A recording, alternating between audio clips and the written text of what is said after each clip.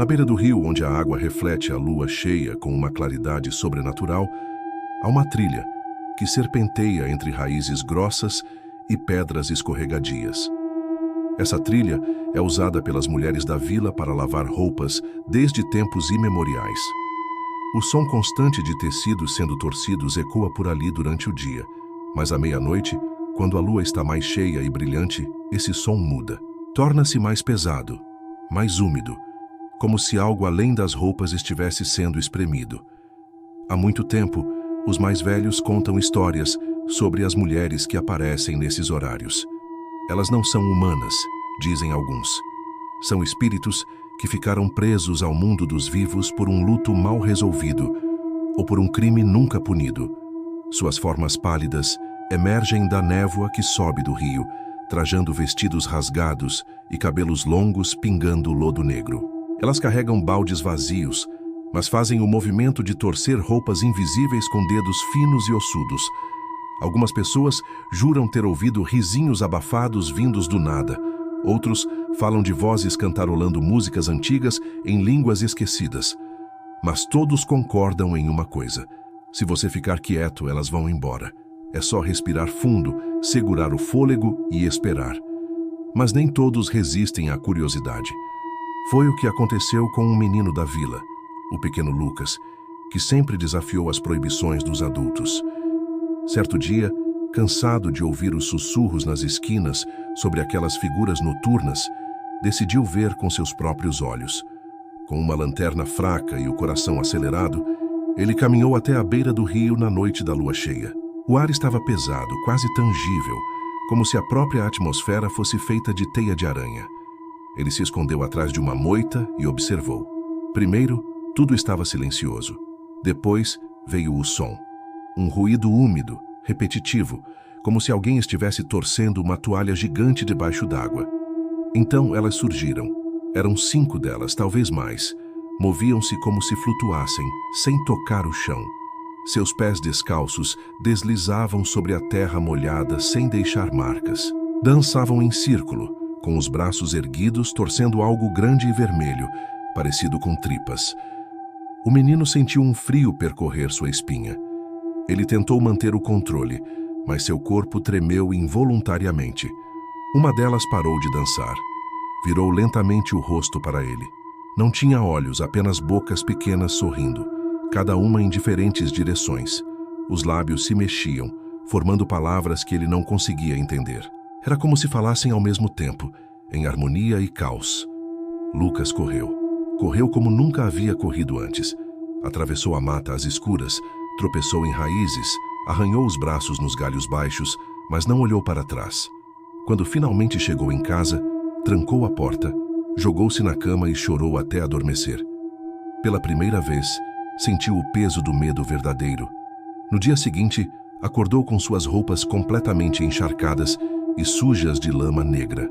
O cheiro era insuportável, como se tivessem sido mergulhadas em água podre. Sua mãe gritou ao ver o estado delas e exigiu explicações, mas Lucas não conseguiu dizer nada. As palavras simplesmente não saíam. A partir daquela noite, todas as manhãs foram iguais. Acordava com as roupas molhadas e sujas, independentemente de como as guardava. Às vezes, encontrava pegadas de lama no chão do quarto, apesar de as janelas e portas estarem trancadas. E ao redor de sua casa, ouvia-se o som de tecido sendo torcido. As pessoas começaram a evitar Lucas. Alguns diziam que ele havia sido marcado, escolhido por aquelas criaturas. Outros achavam que ele merecia por ter invadido um lugar que não era para os vivos. Sua família, assustada, procurou ajuda. Foram até o curandeiro da vila, que lhes deu ervas para pendurar na porta e sal grosso para espalhar ao redor da casa. Mesmo assim, as visitas noturnas continuaram.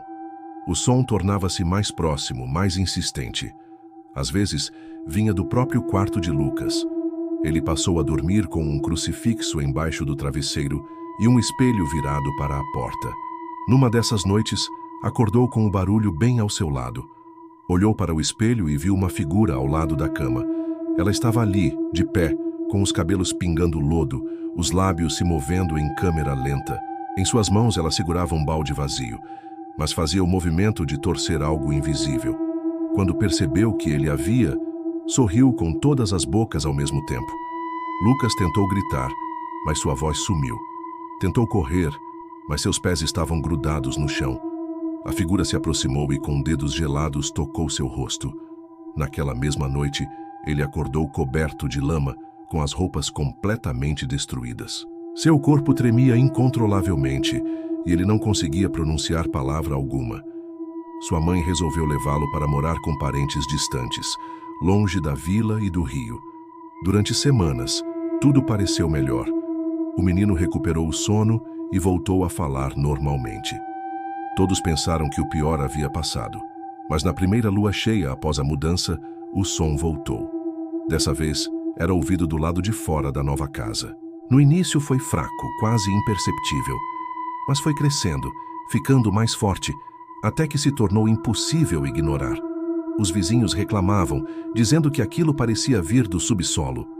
A família precisou mudar novamente, mas o som o seguia como uma sombra. Lucas começou a ter visões durante o dia. Via mulheres pálidas nos reflexos das janelas, nas poças d'água, até dentro de espelhos. Elas não falavam, apenas sorriam com aquelas bocas múltiplas e faziam um movimento de torcer roupas. Às vezes, ele via sangue escorrendo pelos cantos da boca ou lodo escuro pingando de seus cabelos. O curandeiro disse que Lucas havia sido amaldiçoado, que ao vê-las, ele quebrou uma regra antiga e agora era parte do ciclo delas. Disse que se ele não fizesse algo para se libertar, acabaria sendo levado. Mas ninguém sabia como quebrar a maldição. Nem rezas, nem simpatias, nem sequer o batismo funcionavam. Uma idosa da vila, que já vivera muitas luas cheias, sugeriu que Lucas voltasse ao rio e enfrentasse o que quer que o estivesse perseguindo. Disse que, às vezes, os espíritos só querem encerrar ciclos, mas a mãe dele se recusou. Tinha medo de perdê-lo para sempre. Mesmo assim, uma noite Lucas desapareceu. Saiu de casa sem avisar ninguém, deixando apenas uma nota rabiscada às pressas. Dizia que iria resolver aquilo. A família o procurou por dias, vasculhou matas, chamou policiais, mas não encontraram nenhum rastro. Até que, numa lua cheia, alguns moradores viram algo estranho na beira do rio. Um grupo de mulheres dançava em círculo, como sempre. Mas dessa vez, no centro, havia um sexto vulto. Menor, magro, com roupas sujas de lama. Estava com os braços erguidos, fazendo o movimento de torcer algo invisível. Desde então, Lucas nunca mais voltou.